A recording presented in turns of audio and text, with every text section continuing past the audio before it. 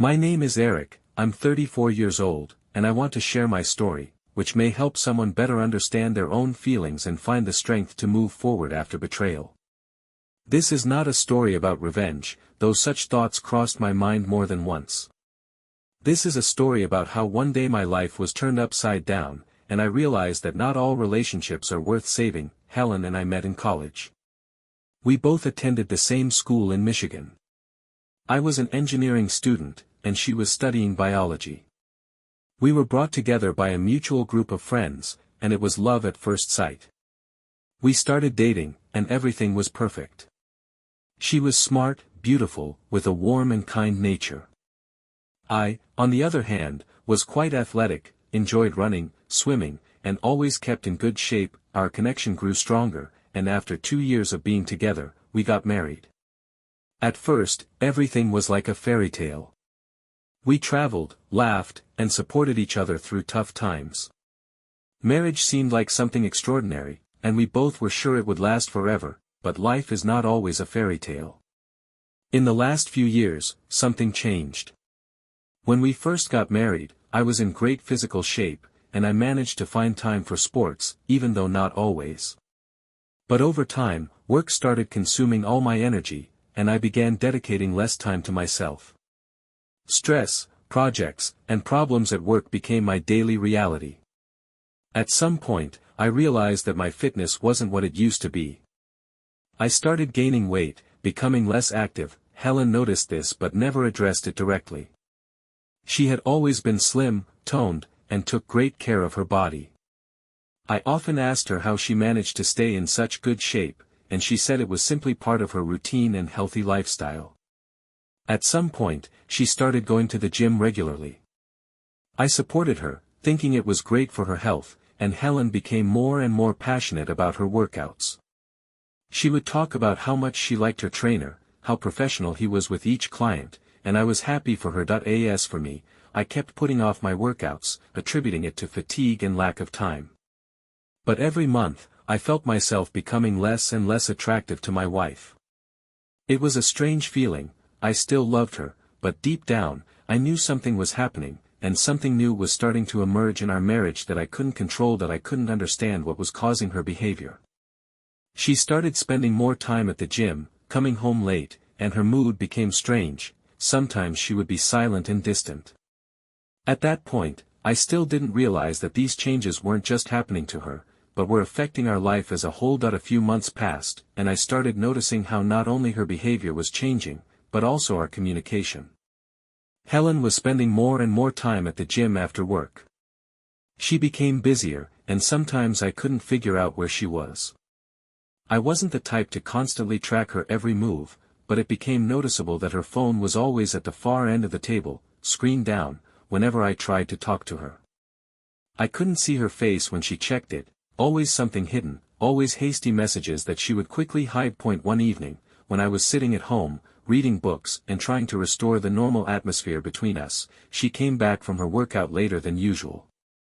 I noticed that her behavior was strange. She seemed even more distant and absorbed in her thoughts. This time, I decided that I needed to find out what was going on. I wasn't the type to spy on my wife, but something inside me told me I had to do it. So, I went with her. I drove up to the gym and parked. Inside me was a mix of nervousness and doubt. I stood there, hesitating, thinking, is this being too intrusive? But the moment I saw her through the gym window, something inside me clenched. She was standing too close to David, her trainer. His hand was on her back, and she was smiling at him with the same sincere, bright smile I hadn't seen in a long time. Something in that moment struck me to the core. I stood there, holding my breath, watching their interaction. I saw how David joked about something, and Helen laughed. This wasn't just a trainer and a client. It was something more. I felt a wave of horror sweeping over me, and everything inside me was falling apart. When I realized they were hugging, my heart literally stopped. I didn't even know how to explain it, but I just knew that something very important and painful was happening in my marriage. I decided to leave immediately. But, of course, I couldn't avoid the conversation. I was completely devastated. My thoughts were like a whirlwind, and the only thing I could do was go home and wait for her.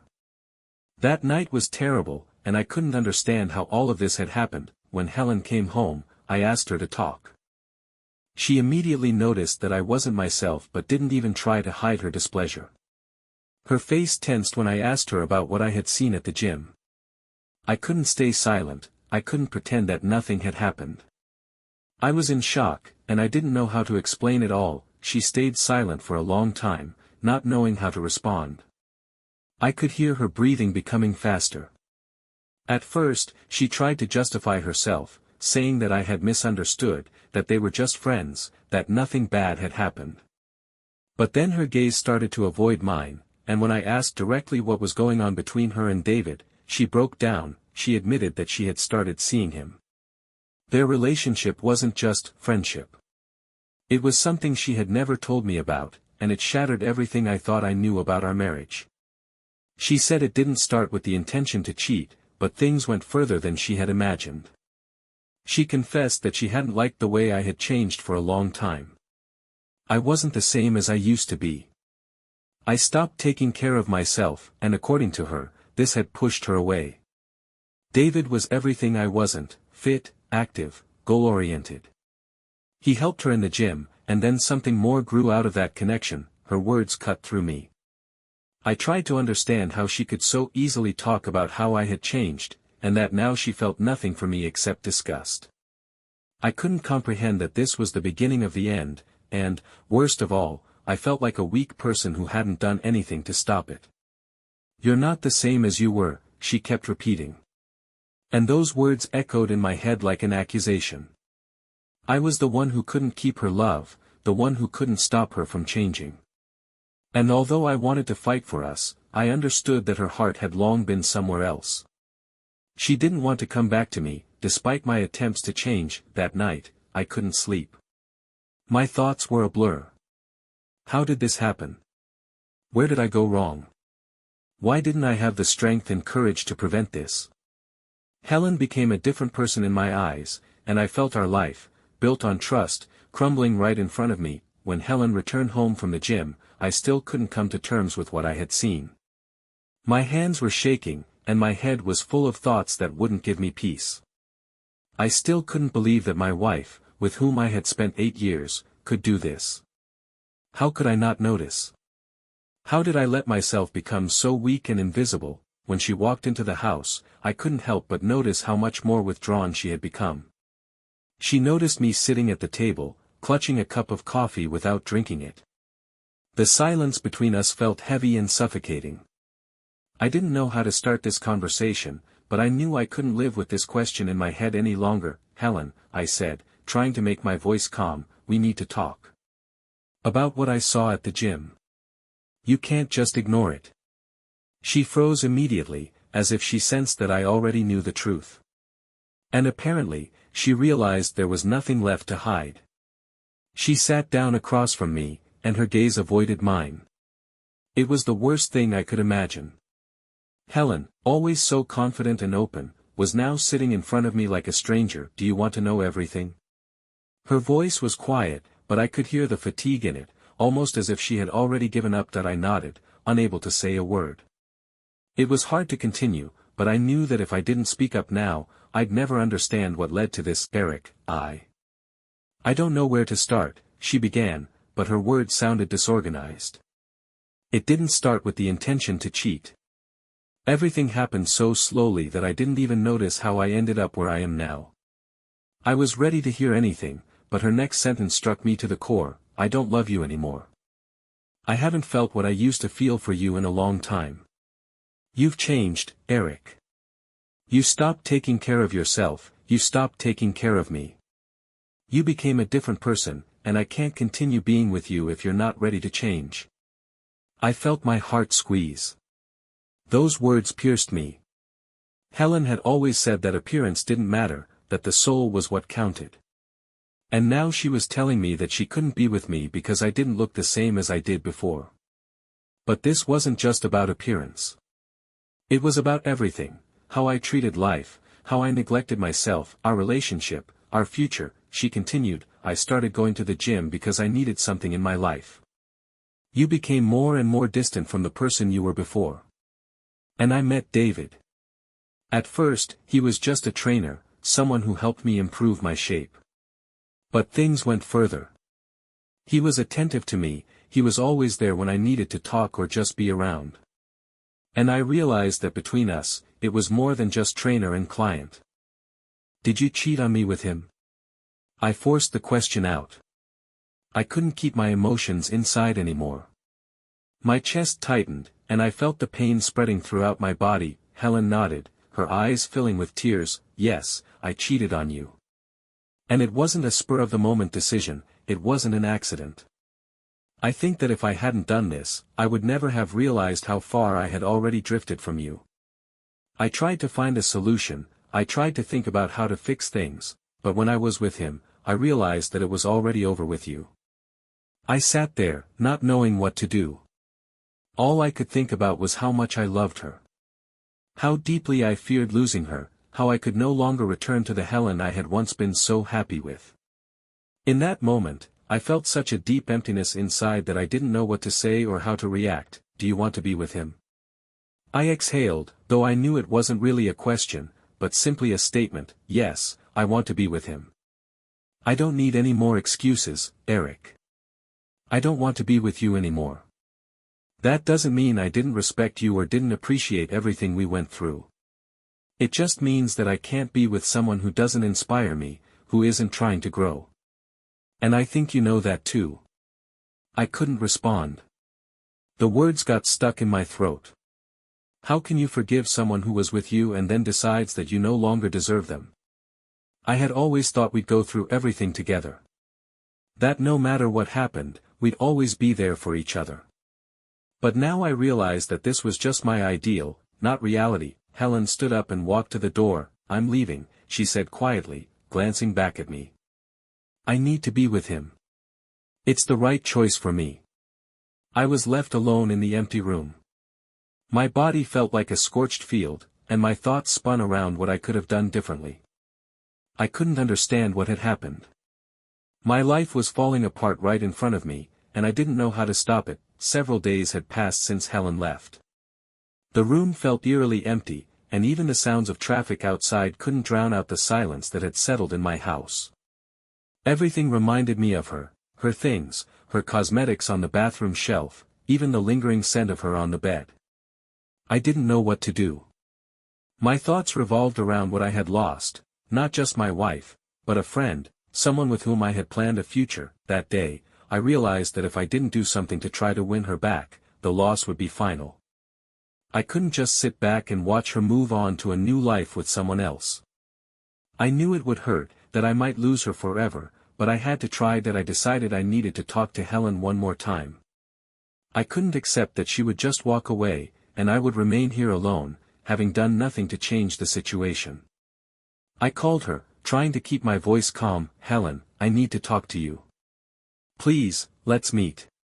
She responded with hesitation but agreed to meet a few hours later at the cafe where we used to go together. When I walked in, I saw her sitting at the table. She looked the same as always, beautiful, but there was an unfamiliar detachment in her eyes that I had never noticed before. My heart sank. I still loved her, and deep down, I hoped that maybe she would feel the same way. That I sat across from her, and for a while, we just sat in silence. I knew this was my chance, and if I missed it, I wouldn't be able to forgive myself. I don't know what to do, I finally said, breaking the silence. I feel empty, and I can't believe we've come to this. But I want to understand what happened. I can't just let us go. Helen looked at me with sadness in her eyes, but her face remained firm. Eric, I understand that this is hard for you, but I've already made my choice. You and we're too different. You've changed, and I can't be with someone who doesn't see that. You don't take care of yourself, of us. You don't want to grow, and I can't accept that. You've become withdrawn, and I can't go back to what we had. But I love you, I sighed, feeling the weight of my words. I'm ready to change. I know I'm not perfect, but I can be better if you're with me. I know I've made mistakes, but I'm not ready to lose you. Helen was silent, her gaze turned away, and I could see the internal struggle in her eyes. I could tell she had already made her decision, but I hoped my words would reach her heart. You talk about change, Eric, but I don't feel like you're really ready. I don't believe you'll change, like you say. And I can't continue living in a relationship where there's no mutual growth, where there's no support. I don't want to be with you anymore, Eric. I've found someone else, and with him, I feel something I haven't felt with you in a long time. I can't just go back. I felt paralyzed by her decision. There was no anger in her words, no aggression. It was a calm admission that hurt even more. She didn't try to justify her actions, didn't try to explain why she had cheated with David. She simply admitted that her feelings were gone, and for her, everything was over. I sat there, understanding that this was the end. In that moment, I couldn't forgive her, but I also couldn't imagine living without her. My life felt empty, and even though I knew I had to move on, I couldn't find the strength to do so. I love you, Helen, I said, my words coming out with difficulty, as if each one required effort. But I can't make you love me. I understand that this doesn't matter anymore. I'm sorry for everything I did. And I don't know how to move on. Helen nodded silently and stood up, ready to leave. She came over to me, placed her hand on my shoulder, and quietly said, I'm sorry, Eric. But you'll find your way. You deserve happiness, and I hope you find it. But it won't be with me. She left. And I was left alone, not knowing what to do with the bitter feeling in my chest. All I knew at that moment was that I had lost her. I had lost my wife, my friend, my support. That day became a turning point. I realized I couldn't keep living in the past, in the memories of how things used to be. I needed to move forward, even if it seemed impossible. Weeks passed, and each day brought new challenges.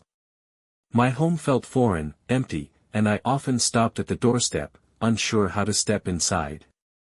Helen wasn't there, and I had already gotten used to the silence that filled the space. I tried to fill the emptiness, but nothing helped. Work became impossible, I couldn't focus, my mind was consumed with thoughts of what could have been if everything had turned out differently. Sometimes I'd drop by the gym, though I hadn't been serious about working out in a long time. I tried to get back into shape, but it felt trivial compared to the emotional turmoil I was going through. My workouts didn't bring satisfaction because neither my muscles nor my appearance could bring Helen back. Every time I looked at myself in the mirror, I saw a changed man. Not just on the outside, but on the inside as well. I was defeated, and I knew that if I didn't start changing, I would be stuck, clinging to the past. But at the same time, I had no idea where to begin. How could I return to life? How could I rebuild myself after such a loss? Then, a couple of weeks later, I decided I needed to do something radical. I called my old friend Jack. He had always been there for me, supporting me when things went wrong. We hadn't seen each other in months, and I knew that talking to him might be the first step toward my recovery. When we met, I was ready to open up, though I didn't know where to start. Jack, I don't know where to begin. Helen left, and everything I once knew is now destroyed, I said, lowering my gaze. That he listened carefully, and then he spoke. Eric, you can't stay stuck in the past. You can't make someone love you if they've already made their decision. You need to move forward. It's going to hurt, but you can't let that pain ruin your life. His words sounded cliché, but I knew they were true. Inside, I was broken, but as Jack spoke, I started to realize that maybe I still could find my way forward, just not in the direction I had expected. I couldn't build my life around what I had lost. I needed to find myself. You're right, Jack. I need to change something. But how? How do I get myself back? I asked, my voice full of exhaustion. Start small, he replied. With what you can control. Begin by focusing on yourself, physically and mentally. You can't control Helen or her choices, but you can control how you respond. Believe that, over time, you'll find your path. Those words gave me a starting point. In that moment, I realized I couldn't wait for someone to come and fix my life. I had to take responsibility for my own future. Over the next few weeks, I focused on rebuilding my physical fitness. It became a kind of therapy for me. Every day, I woke up determined not only to train but also to think about how to become a better person for myself. I learned to set goals and achieve them, taking small steps along the way. Work also became my refuge. I returned to what had once brought me joy, running my company. I focused on growing my projects, working with new clients and colleagues. It was a process that helped me believe in my abilities once again. Meanwhile, I realized that Helen and I were on different paths, and I could no longer reach for something that was slipping away. I understood that, despite all the pain, I could still build my life anew. I could be happy, even if that didn't mean going back to old relationships. The healing process was slow. I still thought about Helen often, and her image would pop into my mind. But I started to notice that in my memories, she was no longer idealized. I realized that she had changed too. And so had I. One day, a couple of months later, I ran into her by chance. We were both in the same cafe, and despite the heaviness of the moment, I was ready to face her. She looked the same, but there was something new in her eyes. This wasn't the Helen I had known. And I wasn't the Eric I had once been. "Hi, Eric," she said with a slight smile when she noticed me. "Hi, Helen," I replied, trying to keep my composure. That we sat together, but everything felt different. We had both changed, and it was obvious. We spoke briefly, but the conversation was short. We both understood that we couldn't go back, but there was no animosity. There was a mutual understanding that our paths had diverged, and that was the end of that chapter of our lives. In that moment, I felt the weight lifting off my shoulders. I accepted that my marriage was over, and I no longer clung to illusions.